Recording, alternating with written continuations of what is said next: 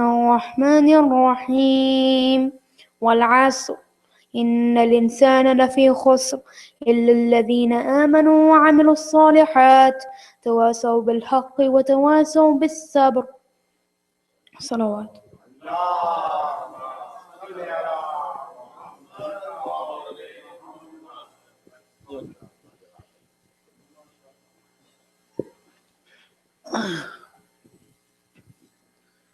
بآواز بلند صلوات. اللہم صلی علی محمد وآل محمد.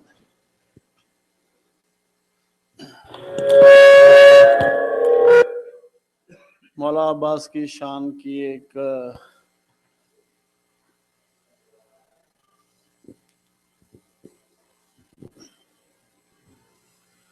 مولا عباس کی شان میں نے ایک کچھ کلام لکھا تھا، تو ہمیشہ سے کوشش رہی کہ کبھی صفی حیدر صاحب کو کچھ اپنا کلام سناؤں، لیکن موقع نہیں مل سکا. تو آج کچھ موقع بھی ہے، فرصت بھی ہے. تو سب سے پہلے ہم آج کے دن کے حوالے سے جناب فاطمہ الزہرا سلام اللہ علیہا کی ذات پر بآواز بلند صلوات. اللہم صلی علی محمد وآل محمد. اور اس سوچ کے ساتھ کہ جنت البقیع پر کبھی جناب عباس کا علم لہرائے، تو اسی حوالے سے جناب عباس کی شان کے حوالے سے چند قطعات آپ کی خدمت میں پیش کرتا ہوں.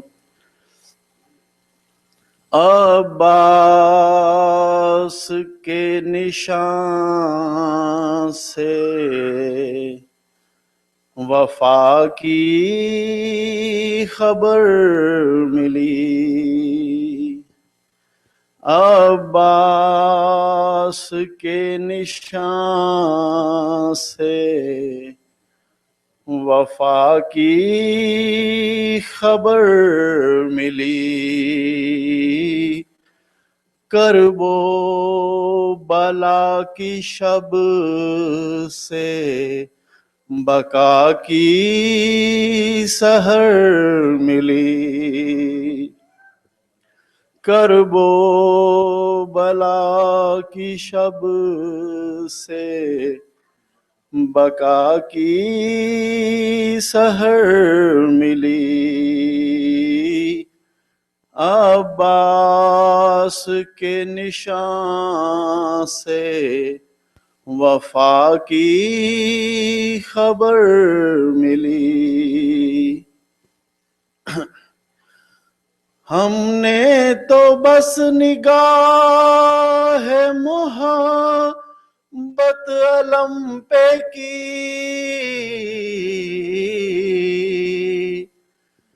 ہم نے تو بس نگاہ محبت علم پہ کی،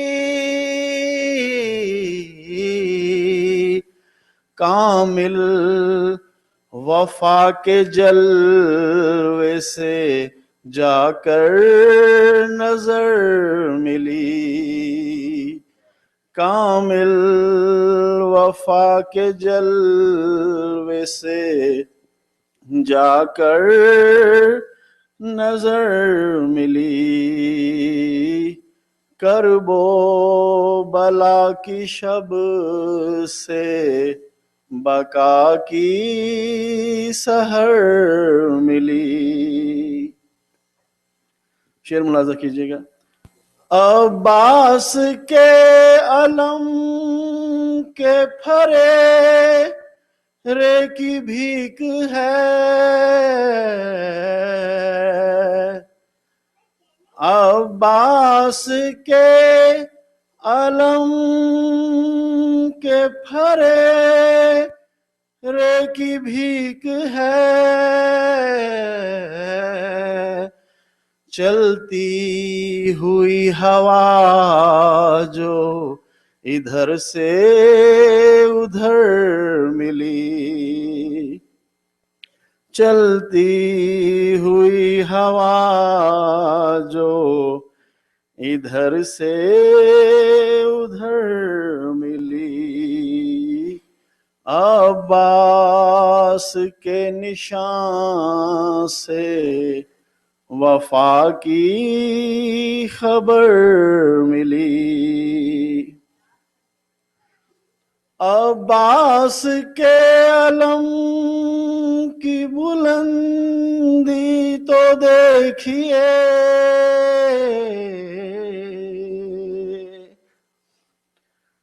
عباس کے علم کی بلندی تو دیکھیے،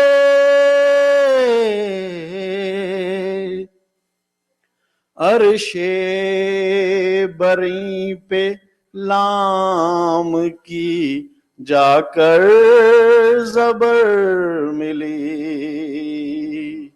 عرش بری پہ لام کی جا کر زبر ملی، عباس کے نشان سے وفا کی خبر ملی۔ اور آخری شعر ہے جی، مولا حسین نے مجھے کربل بلا لیا،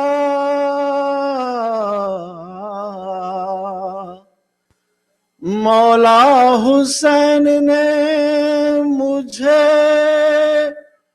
کربل بلا لیا، ایسے اشعار لکھے تو ایسی قدر ملی، ایسے اشعار لکھے تو ایسی قدر ملی، کرب و بلا کی شب سے بقا کی سحر ملی، عباس کے نشان سے وفا کی خبر ملی۔ بآواز بلند صلوات اللہم صلی محمد وعلی محمد۔ اب میں ملتمس ہوں مولانا صفی حیدر صاحب سے کہ وہ تشریف لائیں اور خطاب فرمائیں۔ بآواز بلند صلوات اللہ صلی اللہ۔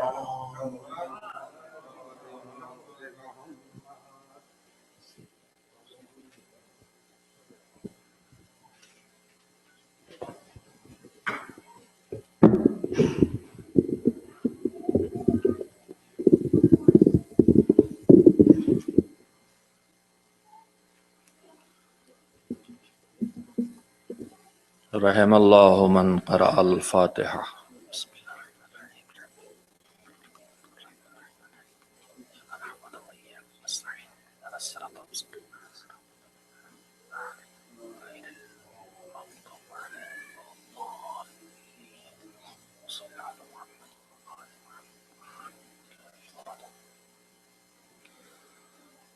اعوذ باللہ من الشیطان اللعین الرجیم، بسم اللہ الرحمن الرحیم، الحمد للہ رب العالمین، والعاقبۃ للمتقین، والجنۃ للمؤمنین، والنار للملحدین، والصلاة والسلام على سید الانبیاء والمرسلین، سیدنا ونبینا وشفیعنا ابی القاسم محمد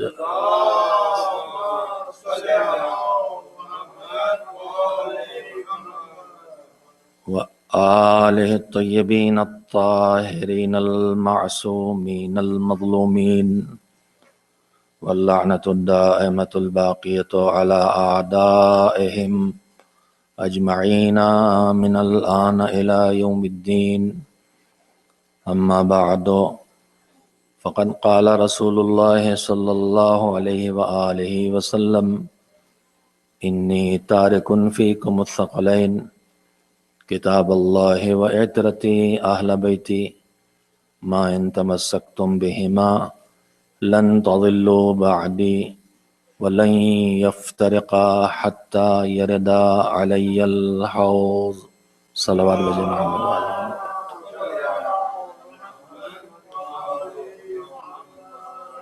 جیسا کہ آپ حضرات کے علم میں اعلان کے ذریعے یہ بات آ چکی ہے کہ آج اور کل ہونے والی مجالس اس مناسبت سے رکھی گئی ہیں کہ اسی مہینے کی شوال المکرم کی 8 تاریخ کو وہ المناک دن ہے اور وہ غمناک دن ہے کہ جس دن اس جنت البقیع کے تمام آثار کو مٹانے کی کوشش کی گئی تھی سن 1344 ہجری میں۔ 8 شوال 1344 ہجری جو 21 اپریل 1926 عیسوی کی تاریخ تھی، یعنی تقریباً 90 سال ہجری کے حساب سے، تقریباً 92 سال، اور عیسوی کے حساب سے تقریباً 89 سال کی مدت ہو چکی ہے کہ جب جنت البقیع میں آل سعود کے ظالموں کے ہاتھوں سے جو وہاں معصومین کی قبریں تھیں اور جو وہاں اصحاب اور خاندان پیغمبر اور ازواج پیغمبر، انصار، مہاجرین، اور اس قبرستان کا آغاز بھی خود پیغمبر کے ہاتھوں سے ہوا تھا۔ روایات کے مطابق سب سے پہلے اس قبرستان میں خود پیغمبر نے شرکت کی تھی دفن کرنے میں۔ مہاجرین میں ایک عظیم ترین شخصیت تھے جناب عثمان ابن مظعون رحمۃ اللہ علیہ، جو امیر المومنین حضرت علی بن ابی طالب علیہ السلام کے انتہائی قریبی دوست تھے۔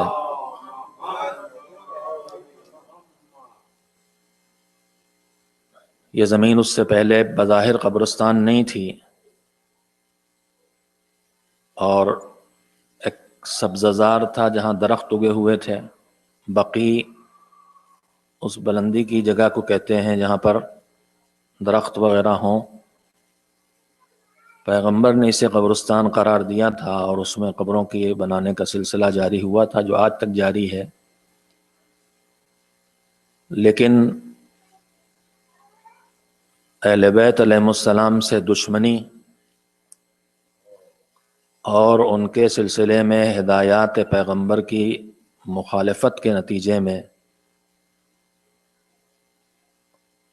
جو ظلم ہوا ہے وہ آپ کے سامنے ہے، اور جو ظلم اس وقت ہو رہا ہے وہ سلسلہ اب بھی جاری ہے۔ جہاں پر یہ ظالم پہنچتے ہیں، چاہے وہ داعش کے نام سے پہنچیں، چاہے وہ طالبان کے نام سے پہنچیں، چاہے وہ آئی ایس کے نام سے پہنچیں، آج بھی وہی سلسلہ جاری ہے۔ جب جنت البقیع کا انہدام ہوا ہے، یہ دوسری بار ہے جس کی تاریخ میں آپ کی خدمت میں عرض کر رہا ہوں، ورنہ اس سے پہلے جب آل سعود نے اپنی حکومت کا آغاز کیا ہے تب بھی انہوں نے مدینہ منورہ اور مکہ معظمہ پہ حملہ کیا تھا، اور اس وقت بھی انہوں نے اسی طرح سے ان مزارات مقدسہ کو منہدم کیا تھا، لیکن پھر محب رسول مسلمانوں نے اسے دوبارہ تعمیر کیا تھا، اور یہ دوبارہ 8 شوال 1344 ہجری، اس وقت 1436 ہجری ہے، تو تقریباً 90 سال سے زیادہ ہو گئے، 92 سال ہو گئے ہیں اس حادثے کو۔ اس وقت بھی روایات کہتی ہیں، واقعات اس وقت کی تاریخ کہتی ہے کہ مدینہ منورہ میں انہوں نے وہ قتل عام کیا تھا کہ نالیوں میں خون بہہ رہا تھا، اور یہ ان کے ظلم کی کوئی نئی تاریخ نہیں ہے. مدینے اور مکے کے علاوہ انہوں نے بارہا کربلا معلّہ پہ حملہ کیا ہے، وہاں بھی ہزاروں لوگوں کو ایک ساتھ شہید کیا ہے، مزارات مقدسہ کو لوٹا ہے، تباہ کیا ہے. یہ ایک نتیجہ ہے. میں جو تھوڑا سا وقت آپ حضرات کی خدمت میں اتنی مختصر سی تاریخ آپ کی خدمت میں رکھ کے اور اس ظلم کے خلاف جو ہم آواز بلند کر رہے ہیں، اس کا مطلب نہیں ہے کہ بس وہی آخری ظلم تھا. اس سے ظلم کا سلسلہ جاری ہے. روزانہ جو انسانوں کے قتل کا سلسلہ جاری ہے، یہ وہی سلسلہ ہے جو آل سعود کے ہاتھوں سے اس آخری منزل میں شروع ہوا. عزیزوں، میں اس تھوڑے سے وقت میں تھوڑا سا تجزیہ کرنا چاہتا ہوں تاریخ کے اعتبار سے. ابھی کل انشاءاللہ مولانا ہادی حسن صاحب آپ کے سامنے تقریر کریں گے، مجلس پڑھیں گے، وہ وضاحت سے تاریخی حقائق کو پیش کرتے ہیں اور اس کی صلاحیت رکھتے ہیں. میں آپ حضرات کی خدمت میں اس پورے ماحول کا جو اس وقت پوری دنیا میں اس وقت ظلم ہے، جس کا ایک نمونہ جنت البقیع کا انہدام ہے، جہاں پیغمبر کا وہ نواسہ بھی دفن ہے کہ جس نواسے کو لوگوں نے پیغمبر کی پشت پہ بھی دیکھا تھا، پیغمبر کو کے زلفیں میں اس کے ہاتھوں میں دیکھی تھیں، پیغمبر کی اس سے محبت بھی دیکھی تھی. بعض روایات کے مطابق خود پیغمبر کی بیٹی حضرت فاطمہ الزہرا کی قبر مطہر بھی وہیں پہ ہے.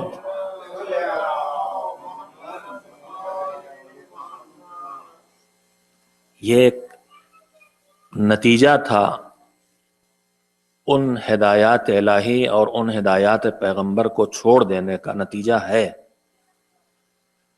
کہ جو دین کے پیش کرنے کے ساتھ ساتھ ہی اللہ کی طرف سے جس کا مطالبہ بھی شروع ہو گیا تھا اور جس کی طرف مسلسل حضور نے امت کو متوجہ کیا تھا، جو اصل بنیاد ہے وہ یہ ہے کہ حضور کو نہ صرف دین کو اللہ کی بارگاہ سے لا کر انسانوں تک پہنچانا تھا، بلکہ حضور کو اللہ کے حکم سے یہ انتظام بھی کرنا تھا کہ ان کی زندگی ختم ہو جائے لیکن قیامت تک یہ دین باقی رہے. اس کے لیے حکم پروردگار سے، مرضی پروردگار سے اور منشاء پروردگار سے اور تدبیر الہی سے یہ طریقہ کار امت کے سامنے پیش کیا گیا تھا کہ اگر تمہیں گمراہی سے بچنا ہے، اگر تمہیں دین پر باقی رہنا ہے، اگر تمہیں دین کی زندگی کی بقا چاہتے ہو، تو تمہیں ایک طرف اللہ کی کتاب قرآن کریم سے وابستہ رہنا ہوگا اور دوسری طرف پیغمبر کے اہل بیت اور ان کی اطرت سے وابستہ رہنا ہوگا. اور یہ جو میں نے ابھی جملے کہے ہیں کہ حضور نے فرمایا انی تارکن فیکم الثقلین کتاب اللہ و عطرتی اہل بیتی، یہ پیغمبر نے ایک بار نہیں فرمایا ہے. یہ حضور کی زندگی میں یہ جملہ کہ میں تمہارے درمیان اللہ کی کتاب اور اپنی اطرت اور اہل بیت کو چھوڑ کے جا رہا ہوں، ما ان تمسکتم بہما لن تضلوا بعدی، جب تک ان سے وابستہ رہو گے اس وقت تک تم گمراہ نہیں ہوگے. یہ حضور کا یہ جملہ حضور کی زندگی میں بارہا سامنے آیا ہے. میں یہاں پر ایک لفظ کی وضاحت آپ حضرات کی خدمت میں کر دینا چاہتا ہوں. تھوڑا سے وقت ہے، تھوڑی مختصر سی گفتگو مجھے کرنا ہے. میرے عزیزو، فی الحال ذرا سے غیروں کی بات کو الگ رکھ کے حضور کے اس ارشاد پر توجہ دیں کہ گمراہی سے بچنے کے لیے، راہ سے اگر بھٹکنے سے ہمیں بچنا ہے تو حضور نے اس کا نسخہ ہم کو کیا دیا ہے. لفظ آیا ہے انی تارکن فیکم الثقلین کتاب اللہ و عطرتی اہل بیتی، میں تمہارے درمیان قرآن اور اہل بیت کو چھوڑ کے جا رہا ہوں. اس کے بعد اگلا جملہ کیا ہے؟ ما ان تمسکتم بہما، جب تک تم ان دونوں سے تمسک رکھو گے. جس کا ہم عام طور پر ترجمہ کر لیتے ہیں وابستہ ہونا، اور اس کے بعد پھر آگے بڑھ جاتے ہیں.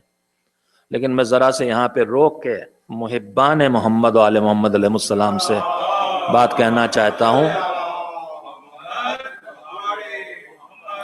کہ اگر اہل بیت سے ہمارے رشتے کے بارے میں، ہمارا رشتہ اہل بیت سے کیا ہونا چاہیے، اگر اس کے بارے میں غور کیا جائے تو قرآن کریم میں جو آیات ہیں اور جو ارشادات پیغمبر ہیں، ان دونوں کو سمیٹ کے اہل بیت سے جو ہمارا رشتہ ہے اس کی ایک ترتیب بنتی ہے، اور دھیرے دھیرے وہ رشتہ شروع کرا کے اہل بیت سے اس رشتے کو وہاں تک پہنچانا چاہتا ہے پروردگار جس کے بعد زندگی میں گمراہی کا کوئی امکان باقی نہ رہ جائے.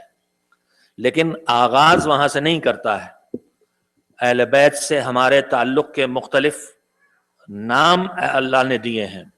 اہل بیت سے ہمارا جو تعلق ہے اور ان کے متعلق جو ہماری زندگی کے فرائض ہیں، ان فرائض کو قرآن کریم الگ الگ لفظوں میں بیان کرتا ہے. میں چند منٹ میں یہ بات آپ کی خدمت میں عرض کر دینا چاہتا ہوں.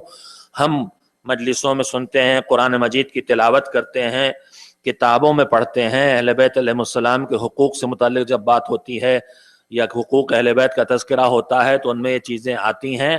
تو اس میں ہم یہ دیکھتے ہیں کہ ہم سے اہل بیت علیہ السلام سے کے متعلق جس رشتے کو ہم کو ان سے برقرار کرنا ہے، اس سلسلے میں ہم سے ایک مرحلے وار گفتگو کی گئی ہے.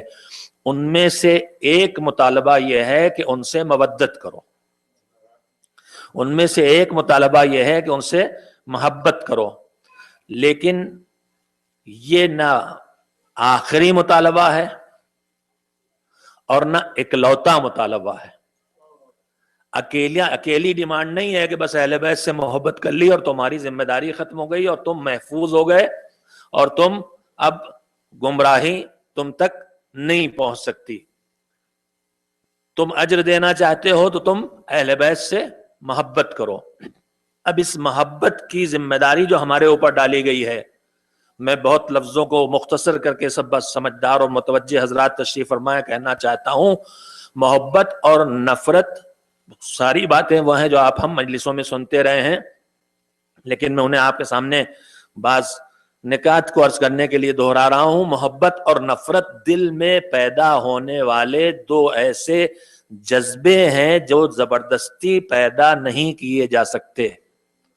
آدمی نہ کسی سے زبردستی نفرت کر سکتا ہے اور نہ آدمی کسی سے زبردستی محبت کر سکتا ہے. یہ فطری جذبے ہیں جو خود سے پیدا ہوتے ہیں، جو خود سے پیدا ہوتے ہیں، اور ان کے اسباب ہیں جو ان جذبوں کو پیدا کرتے ہیں. کسی سے ہم کو تکلیف پہنچی، کسی میں ہم نے کوئی برائی پائی، کسی کی عادت ہمیں خراب لگی، کسی نے ہمارے ساتھ بدسلوکی کی، تو یہ وہ اسباب پیدا ہوتے ہیں جو انسان کے دل میں نفرت پیدا کرتے ہیں. کسی نے ہمارے ساتھ اچھا برتاؤ کیا، کسی کا اخلاق ہمیں اچھا لگا، کوئی ہماری مصیبت میں کام آیا، کوئی ہمارے مشکلات میں کسی نے ہمارا سہارا دیا، کسی نے جب ہمیں سب ذلیل کر رہے تھے اس وقت عزت عطا کی، کس میں ہمیں ہنر دکھائی دیا، کمال دکھائی دی، خوبیاں دکھائی دی. تو یہ وہ چیزیں ہوتی ہیں جو انسان کے دل میں ایسے وجود کے لیے محبت پیدا کر دیتی ہیں. تو محبت بھی بلا سبب نہیں ہوتی ہے اور نفرت بھی بلا سبب نہیں ہوتی ہے. یعنی نفرت بھی ہوگی تو اس کی کوئی نہ کوئی وجہ ہوگی، اور وہ وجہ ہوگی وہ اسباب جس سے دل میں نفرت کا جذبہ پیدا ہوتا ہے. اور اگر محبت ہوگی تو وہ بھی وہ اسباب ہوں گے جن سے دل میں محبت کا جذبہ پیدا ہوتا ہے. اب کسی سے جس سے ہمیں نفرت ہو یا جس سے بھی ہمیں محبت ہو، کیا کسی ایسے سے نفرت ہو سکتی ہے جسے ہم جانتے ہی نہ ہو؟ میں نے یہ چند جملے آپ کے خدمت میں اس لیے کہے ہیں کہ یہیں پہ میں جملہ آپ سے کہنا چاہتا ہوں. کیا کسی ایسے انسان سے آدمی نفرت کر سکتا ہے جسے جانتا ہی نہیں؟ اس دنیا میں کروڑوں لوگ ہیں جنہیں ہم جانتے ہی نہیں، تو ان سے ہمیں نہ نفرت ہوگی نہ محبت ہوگی. کیا کسی ایسے انسان سے ہم محبت کر سکتے ہیں جسے ہم جانتے ہی نہ ہو؟ تو پھر وہی جواب ہے کہ جسے ہم جانتے ہی نہیں उसके लिए ना हमारे दिलों में नफरत होगी ना हमारे दिलों में मोहब्बत होगी। तो मोहब्बत उसी के लिए होगी जिसे हम जानते हों, और नफरत उसी से होगी जिसे हम जानते हो। न जबरदस्ती मोहब्बत कराई जा सकती है, न जबरदस्ती मोहब्बत छीनी जा सकती है, न जबरदस्ती नफरत कराई जा सकती है किसी से, न नफरत छीनी जा सकती है। ये नफरत और मोहब्बत दोनों वो जज्बे हैं जो तब पैदा होंगे जब असबाब मोहब्बत आदमी पहचान ले या असबाब नफरत उसकी निगाहों के सामने हो। तो जिसे हम नहीं जानते न उससे नफरत होगी, न जिसे हम नहीं जानते न उससे मोहब्बत होगी। तो मेरे अजीजों, मुझे कहने दीजिए कि अगर कुरान मजीद हमसे मुतालबा कर रहा है कि अहले बैत से मोहब्बत करो, तो मोहब्बत तभी पैदा होगी जब हम उन्हें जानेंगे, उन्हें पहचानेंगे। लिहाजा मोहब्बत अहले बैत की मंजिल तक पहुंचना है तो पहले मारिफत अहले बैत पैदा करना पड़ेगी।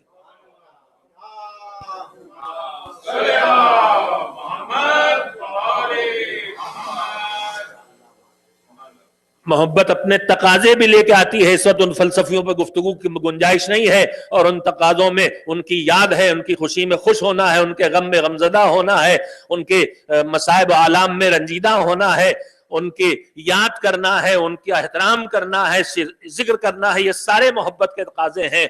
मगर आदमी उस वक्त तक हकीकतन दावेदारी कर सकता है मोहब्बत की, मगर मोहब्बत तभी कर सकता है जब उसे मारिफत हासिल हो।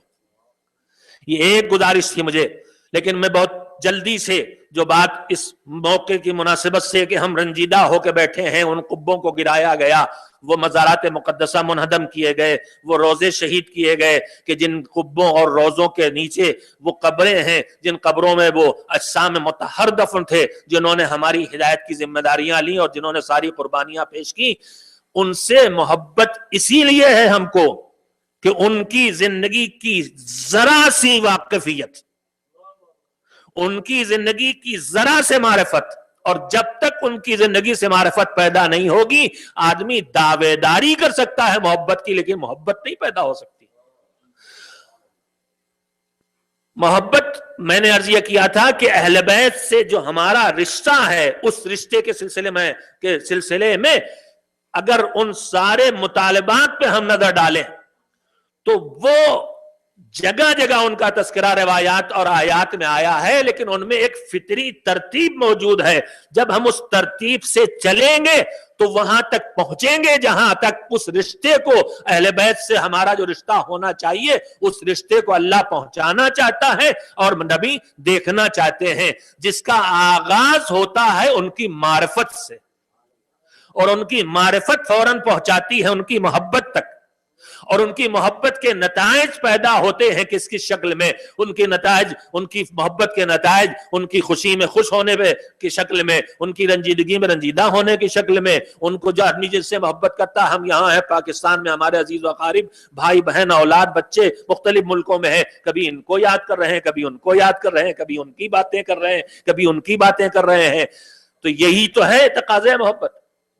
अब वो 14 सदियों पहले है, वो लोग आज कहते हैं कि 14 सदियां हो गई, आप अभी तक रो रहे हैं। तो जिसको जिससे मोहब्बत जितनी होगी वो मोहब्बत उतने ही उनके तकाजे पूरे करवाएगी। हमने उनकी मुसीबतों को भी देखा है और हमने उनके करम और ईसार को भी देखा है। उनको हमसे जो मोहब्बत थी, जब उस मोहब्बत का हमें एहसास होता है तो 14 सदियां नहीं 14,000 सदियां बीत जाएं, उनके तस्करे आएंगे तो हमें वो बेचैनियां महसूस होंगी जो किसी महबूब की, किसी जात की जिससे हमें मोहब्बत हो, उसकी मुसीबतों पे एहसास होता है, और खुशी होगी तो खुशी का एहसास होगा।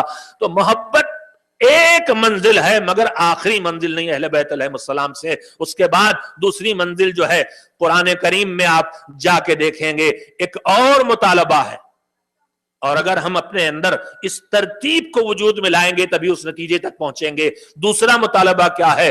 बिस्मिल्लाहिर रहमानिर रहीम, कुल अतिउल्लाह व अतिउर रसूला व उलिल अम्र मिनकुम। इस वक्त मुझे उस बहस में नहीं जाना है कि सारी मजलिसों में आप सुनते रहते हैं बातें, मैं तो सीधे सीधे आपकी खिदमत में बात अर्ज कर रहा हूं। मुझे कोई दलील नहीं देना है। अल्लाह की इताअत करो, पैगंबर की इताअत करो, और किसकी इताअत करो? मोहम्मद के बाद आले मोहम्मद की इताअत करो। उस बहस में नहीं जाना मुझे कि उलुल अम्र से मुराद का है और फिर दलीलें उसके पेशवेश करने का वक्त नहीं है। मैं तो आप ही से बात कर रहा हूं जो इस वर्ष अदा में बैठे हैं। तो एक है मुतालबे मोहब्बत, हम में से अक्सरियत, मैं यहां फर्श अदा पे बैठे हुए लोगों की बात नहीं कर रहा, हम जो मुहिब्बान अहले बैत हैं, मुहिब्बान अहले बैत की अक्सरियत इसी एक मुतालबे को किसी हद तक भी पूरा करने के बाद मुतमईन हो जाती है कि हमारा रिश्ता अहले बैत से पूरा हो गया, मुकम्मल हो गया।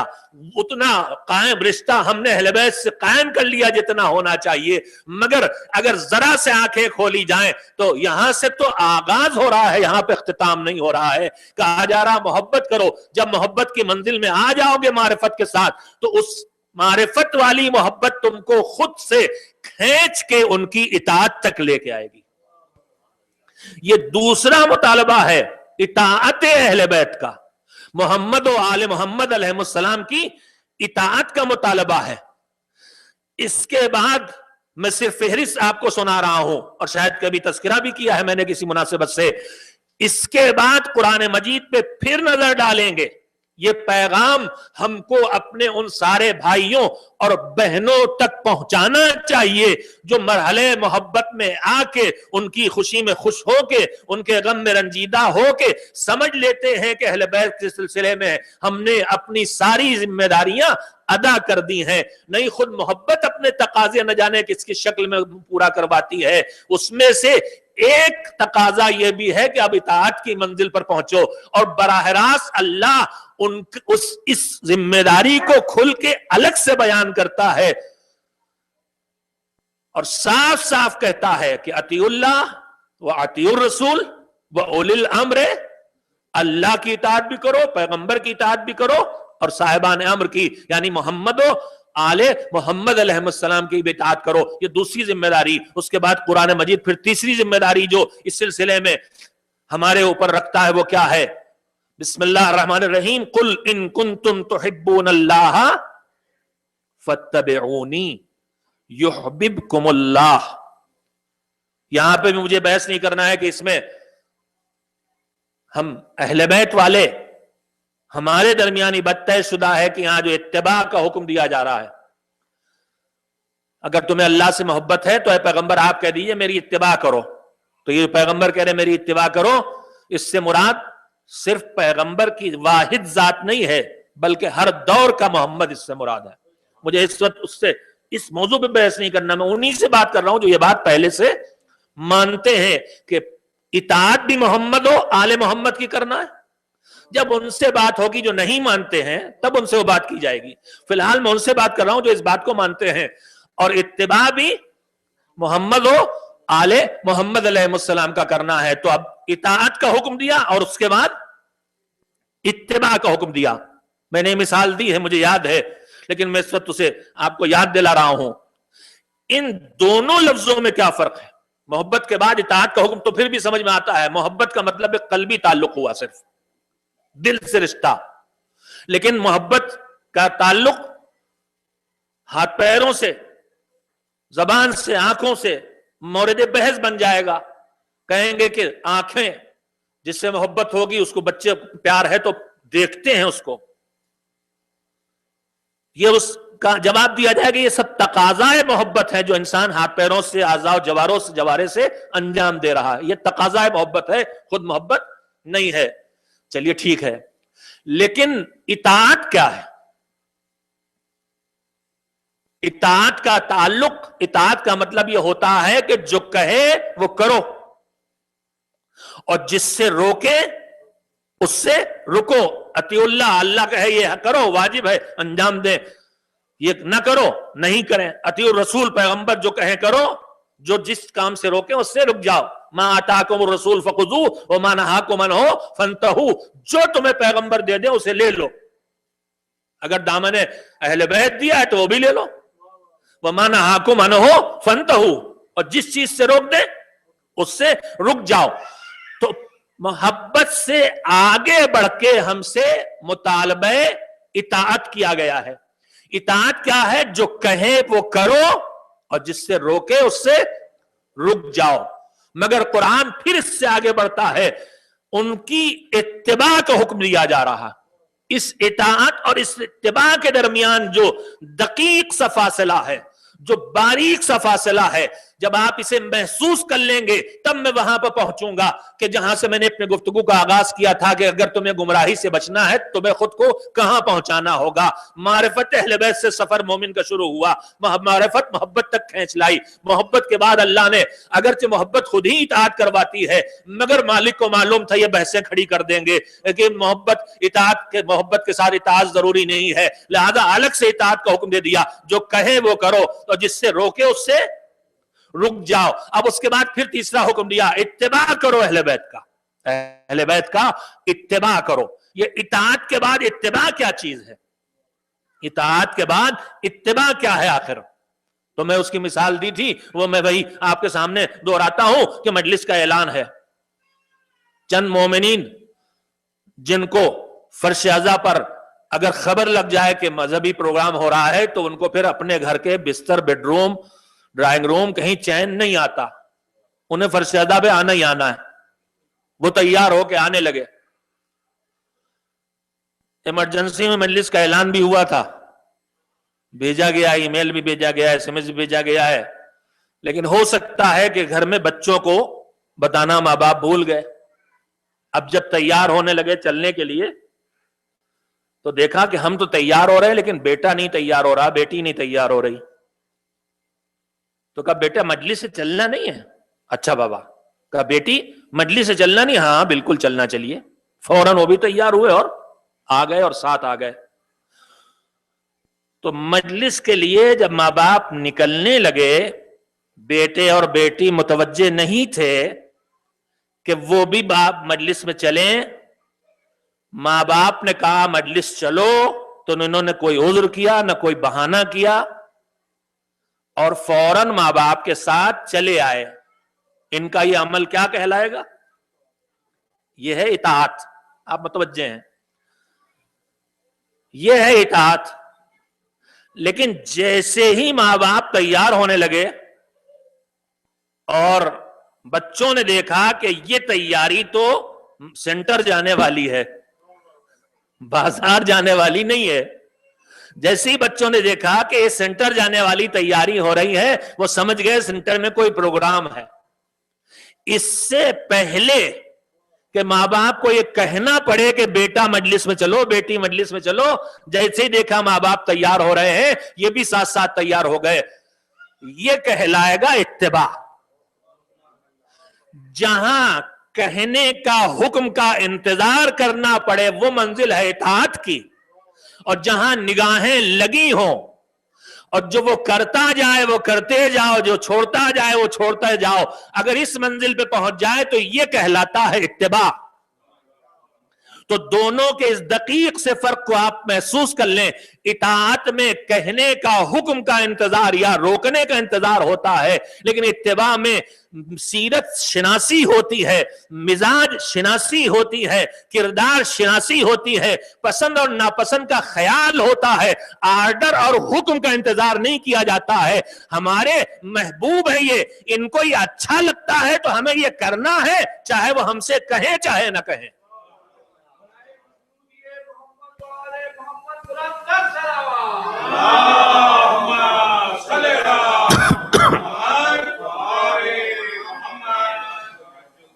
जब उन्होंने ये कह दिया है कि नेकी कोई करे, अच्छी बात, लेकिन अगर हमारा चाहने वाला कोई नेकी करे तो ज्यादा अच्छी बात, और बुराई कोई करे तो बुरी बात, लेकिन अगर हमारा चाहने वाला कोई बुराई करे तो यह ज्यादा बुरी बात है। तो अब इसके बाद इस मंजिल पर हर मुहिब को खींच के लाना चाहते हैं वो, और अल्लाह देखना चाहता है कि खाली मोहब्बत पे न रुको, इताअत तक आओ, इताअत पे भी न रुको, इत्तिबा तक पहुंचो। लेकिन अब क्या इत्तिबा तक, बस मैंने आपकी खिदमत में जिस सारी बात को कहने के लिए इतना वक्त लिया है और बात दोहराई है, उस बात के कहने का वक्त आ गया। अब इसके बाद ये तमाम मुतालबात, मोहब्बत करो 1, इताअत करो 2, इत्तिबा करो 3, इसके बाद पैगंबर अपनी जिंदगी के आखिरी हिस्से में बार बार اور اس سے پہلے بھی، لیکن خاص کر کے آخری برسوں میں، آخری دنوں میں بار بار پیغمبر نے کہا کہ انی تارکن فیکم الثقلین کتاب اللہ و عترتی اہل بیتی.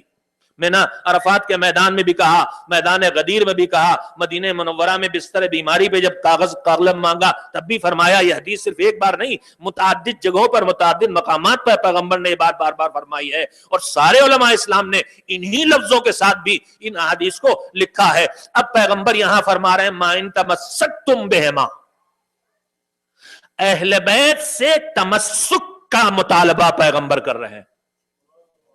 محبت نہیں، صرف اطاعت نہیں، اتباع صرف. اب اتباع کے بعد لفظ تمسک کا مطلب کیا ہے؟ مثال بات پیش کرنے کے لیے ہوتی ہے، دلیل کے لیے نہیں ہوتی، بات کی وضاحت کے لیے ہوتی ہے، اور مثالیں ہمیشہ شایان شان بھی انسانی دماغ کو ڈھونڈے نہیں ملتی. تمسک کیا ہے؟ میرے عزیزو، ایک بزرگ، ایک ضعیف، ایک کمزور، جس کی نگاہیں کمزور ہو چکی ہیں، وہ کھڑے ہیں، سڑک پار کرنا چاہتے ہیں. مجلس ختم ہوئی ہے، نکلے ہیں، انہیں سڑک پار کرنا ہے، کھڑے ہیں لیکن ان کی نگاہیں تھوڑا کمزور ہیں. وہ دیکھ رہے ہیں کوئی سہارا مل جائے جو سڑک پار کرا دے. ادھر سے ایک جوان بھی گزر رہا، وہی مجلس سے نکلا، اس نے دیکھا کہ یہ کھڑے ہیں انتظار میں اور گھبرائے ہوئے ہیں تھوڑا سا کہ سڑک پار کریں، ان کی نگاہ کمزور ہے، ادھر سے گاڑی نہ آ جائے، ادھر سے گاڑی نہ آ جائے، یہ تھوڑا سے گھبرا رہے ہیں. تو آگے بڑھا، چچا میں آپ کو سڑک پار کرا دوں؟ کہاں بیٹا، بڑا اچھا ہے، کہہ لیجیے میرا ہاتھ پکڑ لیجیے. اب ہاتھ پکڑ کے جو یہ چلے تو جہاں جیسے جیسے وہ چلے گا ویسے ویسے چلیں گے. کاش میں کہہ سکوں جو خدمت میں آپ کے بات کہنا چاہتا ہوں. ابھی میں نے اطاعت اور اتباع کا فرق آپ کے سامنے رکھا تھا کہ اطاعت میں کہنے کا انتظار ہوتا ہے، اتباع میں کہنے کا انتظار نہیں ہوتا. نگاہ لگی ہے، سیرت پہچان رہے ہیں، مزاج پہچان رہے ہیں، کردار پہچان رہے ہیں، جو وہ کرتے جا رہے ہیں وہ یہ کرتے جا رہے ہیں. لیکن اس اتباع میں بھی ایک ہلکا سے فاصلہ رہے گا. ان کو کرتے دیکھیں گے تو بغیر کہے کریں گے، مگر کرتے دیکھیں گے تو کریں گے تو فاصلہ ہو جائے گا نا. لیکن جب تمسک کی منزل ہوگی تو یہ بزرگوار اس جوان کا جو ہاتھ پکڑے ہوئے ہے یہ ہے تمسک. یہ جوان اس جوان کا جو بازو پکڑے ہوئے ہے یہ ہے تمسک. وہ راستے سے واقف ہے، وہ راستہ دیکھ رہا ہے، وہ خطرات کو پہچان رہا ہے، وہ جانتا ہے کدھر سے لے کے نکلے، کیسے لے کے نکلے تاکہ ان کو حادثات سے بچائیں. تو اب یہ جو تمسک ہے اس میں اتنا سے بھی فاصلہ باقی نہیں رہ گیا جو چھوٹا سے فاصلہ اتباع کی صورت میں تھا. جب تک اتباع کر رہے تھے ایک ہلکا سے فاصلہ تھا، لیکن جب تمسک کی منزل میں آ گئے تو یہ فاصلہ بھی ختم ہو جائے گا. ایک دوسرے سے اس طرح سے اٹیچ ہو جائیں گے کہ جیسے جیسے یہ چلتے جائیں گے ویسے ویسے یہ چلتا جائے گا. جب وہ چلیں گے یہ چلیں گے، جب وہ رکیں گے یہ رکے گا. بس میرے عزیزو، گمراہی سے بچنے کا جو راستہ اللہ نے ہمارے حوالے کیا قرآن کریم اور روایات پیغمبر کے سہارے، اس سفر کا آغاز محبت سے ہوتا ہے اور اس سفر کا اختتام تمسک پر ہوتا ہے. ہم کو یہ یقین دہانی اپنے وجود کو دلانا چاہیے کہ ہم اس سفر میں کس منزل پر ہیں. ہم خالی محبت پہ رکے ہیں یا کچھ قدم اطاعت کی طرف بڑھ چکے ہیں یا کچھ منزلیں ہم نے اتباع کی بھی طے کر لی ہیں یا کہیں ہم تمسک کی حدوں میں بھی داخل ہو چکے ہیں. گمراہی سے بچنا ہے تو بہرحال اپنے آپ کو تمسک اہل بیت تک پہنچانا پڑے گا.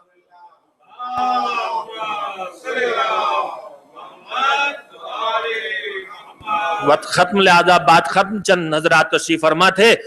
جو ظلم و ستم اس وقت پوری دنیا پہ ہے، جو میں بنیادی باتیں کہنا تھی وہ تو ظاہر ان کے کہنے کا وقت نہیں ہے، لیکن مختصراً یہ کہنا چاہتا ہوں کہ اس وقت جو یہ زمین پر انتہائی درجے کا ظلم دکھائی دے رہا ہے، جس کا ایک نمونہ یہ 8 شوال کا حادثہ ہے اور جس کے اس وقت روزانہ زندہ نمونے موجود ہیں. انسانوں کے گلے کاٹے جانا، سینکڑوں ہزاروں کی تعداد میں روزانہ جانوں کا جانا، غلامی اور کنیزی کی ان چیزوں کو جسے اسلام نے ختم کر دیا تھا اسے پھر اسلام کے نام پہ زندہ کیا جانا، دہشت گردی جس کا اسلام سے کوئی تعلق نہیں ہے اسے اسلام کے نام سے اس طرح سے جوڑ دیا جانا.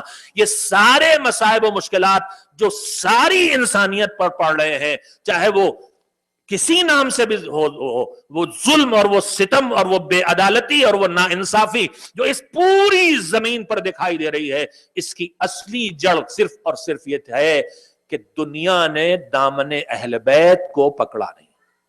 दाने ने अहले बैत को छोड़ दिया तो जुल्म और सितम बढ़ता चला गया, और ये जुल्म खत्म भी तभी होगा जब दोबारा ये दुनिया अहले बैत के उस वारिस तक पहुंच सकेगी जो वारिस पर्दे गैब में इस सारे जुल्म और सितम के मनाजिर को देख के हुक्म खुदा का इंतजार कर रहा है। हम आप सिर्फ बकी की टूटी हुई कब्रों को देख के, जिनके लिए पता नहीं कि इस दिन उनके वो निशानात जो एक पत्थर की शक्ल में भी रखे हुए हैं, अलबत्ता दुश्मन ने इन्हें मिटाने की कोशिश की है और अल्लाह इनको बचाता रहा है।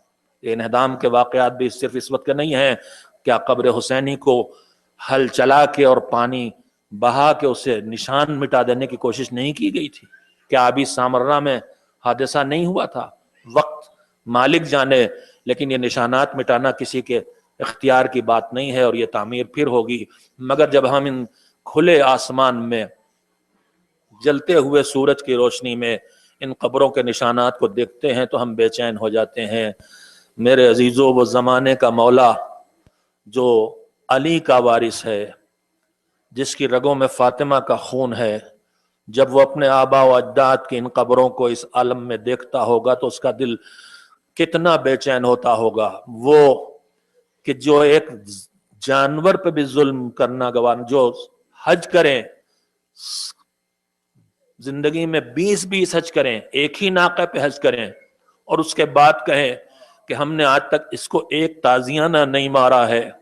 उनका वारिस जब उसकी निगाहों के सामने इस जमीन पर बेगुनाहों का खून रोज बहाया जाता है, गले कटते हैं, जिस्मों के टुकड़े हो जाते हैं, नमाजियों की खून से मस्जिदें रंगीन हो जाती हैं, इमाम बारगाहों में उसी तरह से खून बहता दिखाई देता है जैसे मक्तल में करबला के खून बहा होगा, तो उस मौला के दिल पे क्या मुसीबत गुजरती होगी, इसका इजहार सिर्फ उस जियारत नाहिया से होता है जिसमें मौला ने बेचैन हो के वो सलाम पढ़ा है। सलाम उन कटे हुए सरों पर जो नोके नेजा की बुलंदी पे थे, सलाम उन बीबियों के बरहना सरों पर जिनके सरों पे चादर न थी।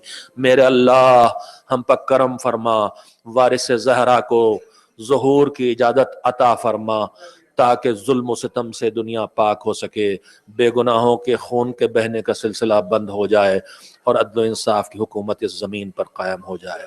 वसअलमुल्लज़ीन ज़लमू अय्या मुनक़लबिन यनक़लिबून अला लअनतुल्लाहि अलल क़ौमिज़ ज़ालिमीन।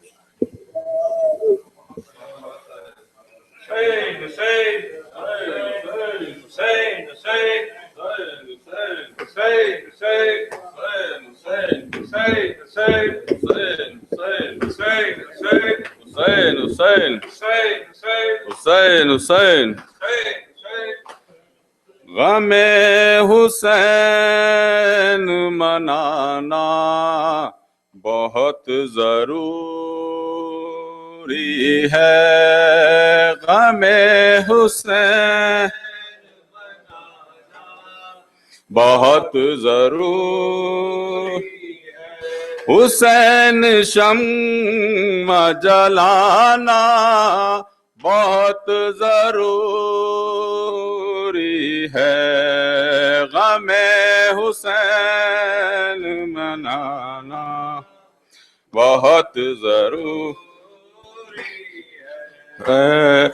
रहे निजात में खुर्शीद जिंदगी के लिए, बका के वास्ते खालिक की बंदगी के लिए, जहालतों के अंधेरों में रोशनी के लिए, जहालतों के अंधेरों में रोशनी के लिए, हुसैन शम्मा जलाना बहुत जरूरी है, गमे मनाना बहुत जरूरी ہے، وہ جس میں اصغر معصوم کا تبسم ہے، وہ جس میں آنکھوں کا سیلاب ہے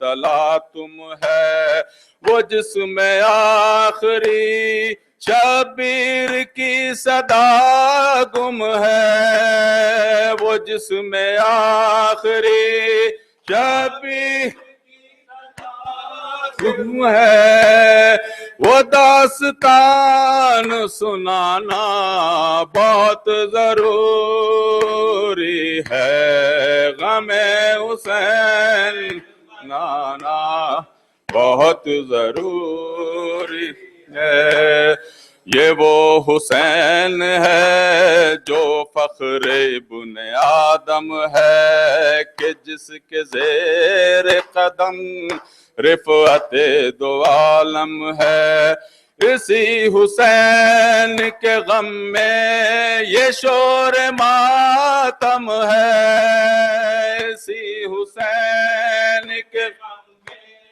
یہ شور ماتم ہے، یہ بات سب کو بتانا بہت ضروری ہے، غم حسین منانا بہت ضروری ہے، وہ جس نے دین بچایا ہے کربلا کر، وہ جس نے آخری سجدہ کیا تہے خنجر، وہ جس کے در پہ فرشتے جھکا رہے ہیں سر، وہ جس کے در پہ فرشتے جھکا رہے